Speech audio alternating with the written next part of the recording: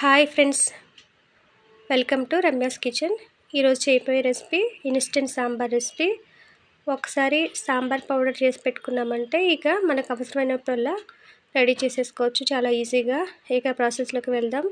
ముందుగా స్టవ్ వెలిగించుకొని ఒక ప్యాన్ పెట్టుకోండి. ప్యాన్ హీట్ అయిన తర్వాత 2 టేబుల్ స్పూన్ల పచ్చిశనగపప్పు వేసుకోండి.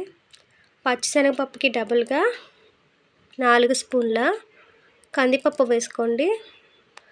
అలాగే 2 స్పూన్ల బియ్యం వేసుకోండి. ఇది మనం రోజు వంట చేసుకుంటాం కదా, అన్నం వండుకునే రైస్, నార్మల్ రైస్. దీనిలోకి ఒక 10 ఎండుమిర్చిని తొడలు తీసేసి వేసుకోండి.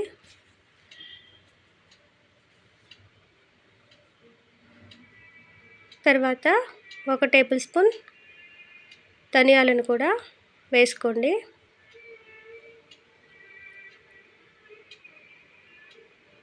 అలాగే 1/2 టేబుల్ స్పూన్ అంటే ఒక 10-15 మిరియాలు వేసుకోండి. వీటన్నిటిని లో ఫ్లేమ్లో దోరగా వేయించండి. ఇవన్నీ మనకి వేగిపోయిన తర్వాత మంచి ఫ్లేవర్ వస్తుంది. అప్పుడు మనకి రెడీ అయిపోయినట్టు.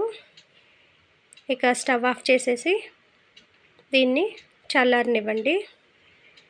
తర్వాత మనకి సాంబార్లోకి కావాల్సిన కూరగాయ ముక్కలు ములక్కాయ, టమాటా, క్యారెట్, ఉల్లిపాయ, ఇంకా మీ దగ్గర ఏ వెజిటబుల్స్ ఉంటే వాటిని కట్ చేసుకుని రెడీగా పెట్టుకోండి. నేను చేసే ప్రతి వీడియో మీకు నోటిఫికేషన్ రావాలనుకుంటే కనుక సబ్స్క్రైబ్ అనే బటన్ నొక్కండి. అలాగే పక్కన బెల్ సింబల్ని యాక్టివేట్ చేస్తే నేను చేసే ప్రతి వీడియో మీకు నోటిఫికేషన్ రూపంలో వస్తుంది. చల్లారిపోయిన పప్పులని మిక్సీ జార్లో వేసి మెత్తటి పౌడర్ లాగా మిక్సీ చేసుకోండి. సాంబార్కి కావాల్సిన చింతపండుని అంటే ఒక నిమ్మకాయ సైజు అంత చింతపండుని తీసుకొని గిన్నెలో వేసి కొద్దిగా వాటర్ వేసి నానబెట్టండి. ఇప్పుడు స్టవ్ వెలిగించి ఒక గిన్నె పెట్టి అందులోకి 2 టేబుల్ స్పూన్ల ఆయిల్ వేసుకోండి. ఇది ఆవ నూనె అండి, అందుకే ఇలా మనకి కనిపిస్తుంది. దానిలోకి కొద్దిగా జీలకర్ర, ఆవాలు, కొద్దిగా మెంతులను కూడా వేసుకోండి. ఇవన్నీ కొంచెం వేగిన తర్వాత కట్ చేసి పెట్టుకున్న ములక్కాయ ముక్కలు వేసుకోండి. అలాగే కట్ చేసి పెట్టుకున్న ఉల్లిపాయ ముక్కలు, క్యారెట్ ముక్కలను కూడా వేసుకోండి.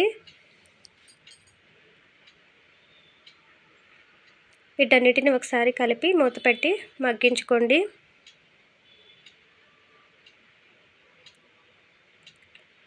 ఒక 2 నిమిషాల తర్వాత మూత తీసి చూసుకుంటే ముక్కలన్నీ మగ్గిపోయాయి. ఇప్పుడు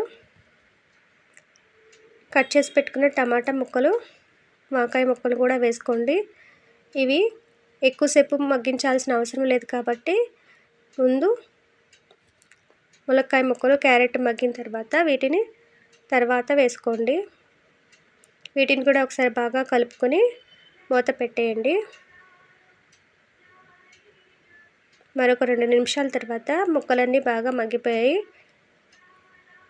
ఇప్పుడు మిక్సీ ఓపెన్ చేసి ఒక గిన్నెలోకి వేడి నీళ్ళు తీసుకోండి. అందులోకి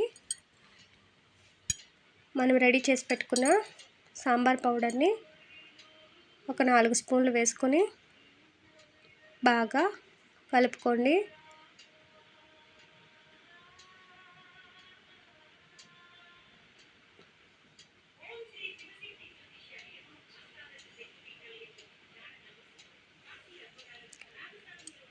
దీన్ని పక్కన పెట్టేసి నానబెట్టిన చింతపండు నుండి రసాన్ని తీసుకొని పక్కన పెట్టుకోండి. ఈలోగా ఒకసారి కూరగాయ ముక్కల్ని మూత తీసి చూసి 1 స్పూను ఉప్పు వేసుకోండి.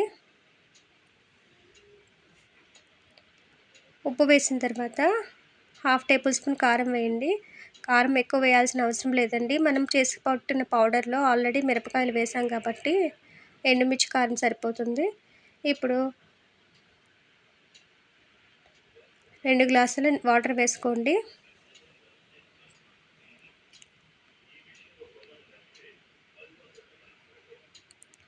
ఒక్కసారి గరిటెతో కలిపేసి మూత పెట్టి మరొక 2 నిమిషాలు ఉడికించుకోండి.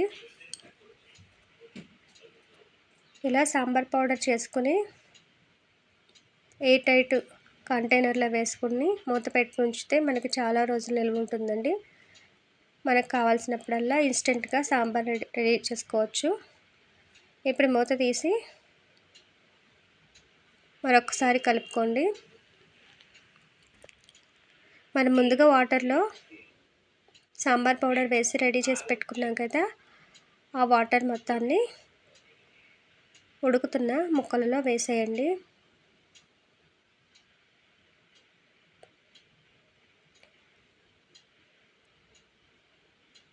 ఇవన్నీ బాగా మరిగిన తర్వాత మనం చింతపండు గుజ్జు రెడీ చేసి పెట్టుకున్నాం కదా, అది కూడా వేసుకోండి.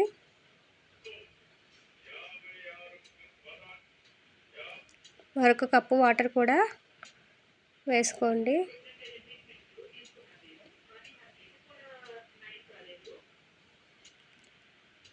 ఇవన్నీ బాగా కలుపుకొని మూత పెట్టి మరొక 2 నిమిషాలు ఉడికించండి. 2 నిమిషాల తర్వాత మూత తీసి చూస్తే సాంబార్ ఇలా పొంగుతుంది కదా, బాగా మసిలిపోతుంది. దీంట్లో చిన్న బెల్లం ముక్కను వేసుకోండి. బెల్లం ముక్క ఆప్షనల్ అండి, మీకు నచ్చితే వేసుకోవచ్చు. కానీ సాంబార్లో బెల్లం ముక్క వేస్తే చాలా రుచిగా ఉంటుంది. వీటన్నిటిని మరొకసారి బాగా కలుపుకొని చివరిగా కొద్దిగా కరివేపాకు వేసుకొని స్టవ్ ఆఫ్ చేసేయండి. ఇన్స్టెంట్ సాంబార్ అనేది రెడీ అయిపోయింది.